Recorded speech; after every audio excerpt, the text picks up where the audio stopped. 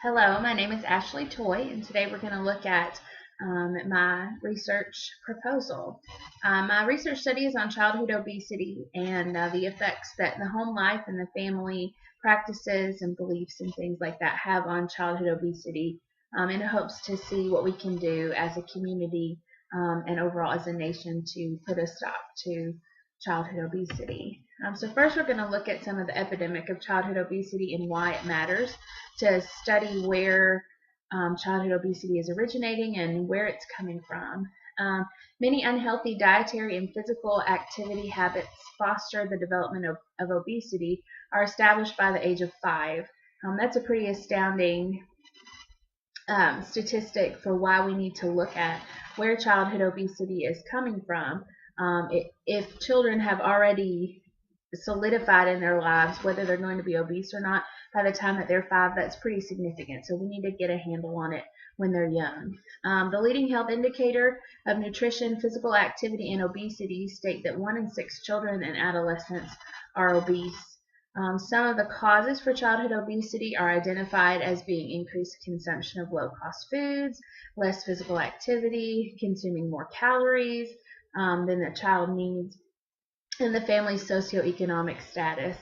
So those are some of the things that my study is going to look at, specifically the family income level, where they fit into that, to see if we maybe need to do some more education and things like that in that area of our families. And the childhood obesity rate has tripled over the last 30 years per the Center for Disease Control. So that's pretty significant as well. The U.S. Department of Health and Human Services also says that the childhood population of obesity is 17%. So that's a pretty big number statistically. So as a whole, my goal with my research study is to look at what is causing this and what we can do about it.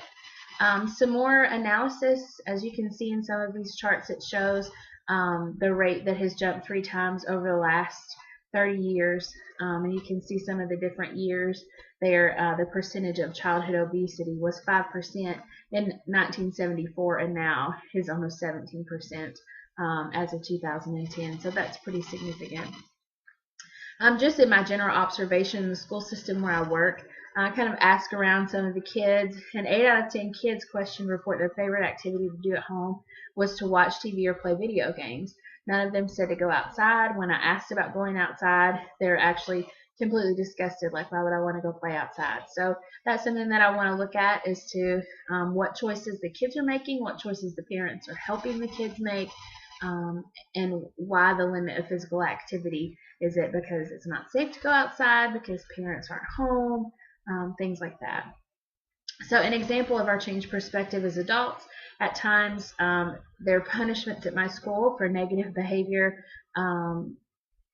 where the kids have to not participate in recess. And sometimes they take their specials away, or a few minutes of their specials, which would be gym, music, and art, things where they get to get up and move around and be physical. So that's something in the school system that is an issue that we need to advocate for and look at also. The Department of Health and Human Services also states that children and adolescents who eat a healthful diet are more likely to reach and maintain a healthy weight, achieve normal growth and development, and have strong immune systems.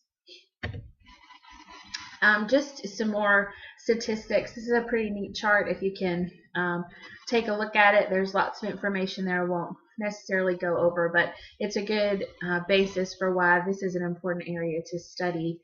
Childhood obesity is caused by an excess of calories and lack of exercise. In 2009 and 2010, 16.9% of children and adolescents 2 to 19 were obese. This included 18.6% of boys and 15% of girls. So that kind of gives us an area of what gender we need to look more at, which is interesting to me. I always think of boys as being more active than girls, but more boys are obese. So 5 million obese girls, 7 million obese boys, affecting 17% of children, and it is higher statistically in low-income families, which is something that I'm going to try and figure out the reasons why with this study. So this is just a little chart of Kentucky. Kentucky is in almost the highest ranked area for obesity and 20% to 25. There's only one little step higher there, and luckily no state is red yet. So the effects of childhood obesity, it results in an increase of medical conditions. There's younger kids with heart disease, diabetes, bone and joint density problems, sleep apnea, all kinds of things that are a resultant of childhood obesity. And there's an increased likelihood for children to be stereotyped because of their weight, which produces low self-esteem, sometimes can result in mental health issues. We want to keep going and keep going. Childhood obesity leads to all kinds of negative effects on our kids. And some of the causes of childhood obesity: decreased physical activity, decreased time at home, decreased meals at home, eating out, parents working, both parents working, not having time to do anything but come home, grab some drive-through food, go to bed, do some homework in there, poor diet, poor nutritional education. There's all kinds of things that are researched already that we know are causes, but I want to see collectively what we can do to make a difference in those families. So the purpose of my study is to examine the behaviors of families and how this affects the likelihood of the child to be or become obese. I believe that by looking at where the child spends all of their time and the people who instill the values in their child, that we can attack the epidemic from there. The central question that we're going to look at is, does the family lifestyle, including jobs, priorities, income level, personal habits, have a profound impact on the child's potential to be obese? Seems probably pretty obvious, but I know situations where those things don't match up. So we want to look at what is really going on. The end goal of the program is to establish a foundation of nutritional and healthy living knowledge in our children so that they may take control to reduce the statistic and promote healthy living through their own intrinsic motivation.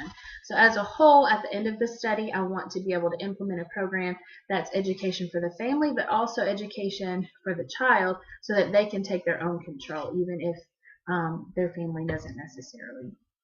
I think this fits well into OT because AOT Centennial Vision sets a goal for OT to provide and participate in the overall health of our communities, providing excellent care to pediatrics, to adolescents, to children in every realm that we work. I think looking at play and ADLs and nutrition, those all fit into our scope of practice, and this is something that I think we could really fit into and be advocates for, that can broaden what we do as OTs. As far as policy goes, so grassroots theory of change states that believes groups can create power by taking mutual action to achieve social goals. Also, that organizing efforts should reflect the wishes of people directly affected by the problem. So by using the grassroots theory, we can involve the school and the parents and the children of the community to affect their communities, to roll over to their neighboring communities, and then to the state. So by starting at a small place and understanding and empowering the people there, we can maybe have a greater effect. So my project design will be a qualitative study made up of mostly interviews, focus groups, surveys, short questionnaires to look at what's going on in the home. Some of the questions will be, what are the parents' work schedules? How many dinners per week do you eat at home? How many days do you send lunch to school with your child? Where the family's income falls? Do they have any cultural or religious preferences when it comes to food? How much exercise does their kid get? What kind of items do they keep in their home for snacks? Do they monitor what their kids eat? Things like that. So by answering some basic questionnaires before and after the study, we'll be able to get an idea of what the households look like and what's going on. And then we'll hold some focus groups to understand and have a dialogue with the participants in that way. Through grounded theory, we'll use narrative methods, interviews, participant observation, field notes to collect data. So this will happen at Cambridge Elementary School in Paris, Kentucky. I'm an occupational therapist for the district, but that's the school that I'm primarily at. So I now have some willing participants and families there that really fall into this category that I would love to be able to understand better and to help. And then the participants will be consenting families that have given voluntary consent. They know all of their rights, and they have agreed to participate in whatever level that they're comfortable with. So to collect the data will be informal interviews, focus groups, surveys, observation, things like that, like I said, to gather all the information that we need. For ethical purposes, we'll inform participants of their role, make sure they know that it's voluntary, that they have provided informed consent. We'll get permission from the school and the district so they know what's going on. And then we'll pay attention to plagiarism and fabrication when we're writing up this study.